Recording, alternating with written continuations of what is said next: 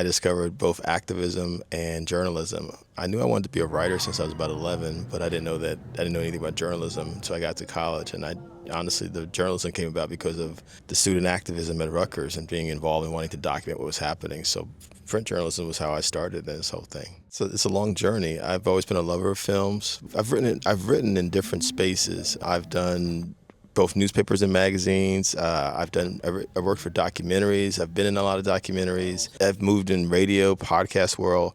But, at some point, I've always wanted to do a film. My favorite writer ever is Langston Hughes. And anyone who knows anything about Langston Hughes, one of the greatest writers that America's ever produced, he wrote in so many different genres. I mean, this is someone who did, plays and radio stuff, and obviously his poetry and fiction, and he had a column for a newspaper for a long time. So one thing I knew is that I wanted to be in all forms of communication, and eventually it was going to get to film.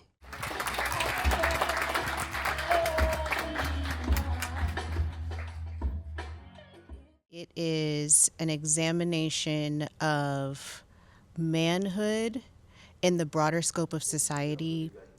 This is needed. I don't think there are enough voices and enough things that are representing the real thoughts. Almost 10 years ago, I saw, like a lot of people, Lemonade, and I was blown away by it. Just the powerful stories of black women through her journey, what she was going through at the time in her marriage, and just her story of family and things like that, and womanhood, black womanhood. And I was really struck by the reaction of especially black women, not just in America, but around the world, to Lemonade. I remember saying to myself, man, I wish I could do something like this for black men. You have the music, you have the poetry, it's visually striking, and it's honest and real. And that's what I believe we try to do it when we free the world. Through the lens of several different men, different generations, different backgrounds, socioeconomic, educational backgrounds. There's 70 black male voices in this documentary, from teenagers to 90-something. So we have 5 generations of black males represented. We have folks who are straight, queer, trans, differently able, disabled, short-statured, voices that you would never hear before. We have folks who are formerly incarcerated. We have 12 PhDs in this film, black males. But what does it actually mean to be a man? How do we define manhood in this current scope? The good, the bad, and the ugly. Like, what do we need to change? What do we need to challenge? And it's definitely something that's never been done before, never really been seen, to hear this diversity of voices all in one place. What we argue, what we feel, and what I feel certainly as a man, is that we can't afford as men and boys just be in this box. You know what I'm saying? Anyone who is developing a definition of themselves needs to define it for themselves.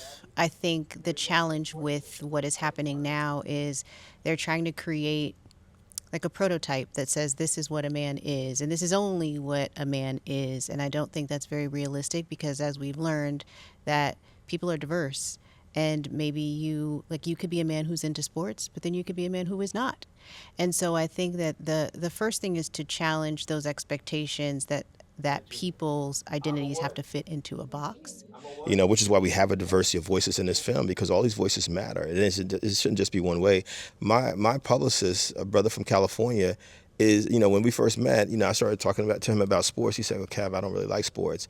I was like, right. All men don't have to like sports. You know what I'm saying? Doesn't mean that you're somehow less than a man because you're not up on, what's happening in sports. Just like you don't all have to like hip hop or rock and roll or video games or what it may be. You hear people say you need to be a man again. It's basically saying that we need to go backwards to backwards behavior. We're not down with that. We need men who are willing to be vulnerable, who are willing to say, I'm hurting, who are not afraid to cry. You know what I mean?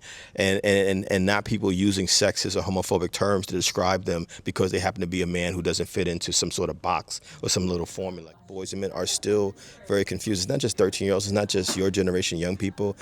It's every generation that's bugged, just because we haven't really had these kind of conversations.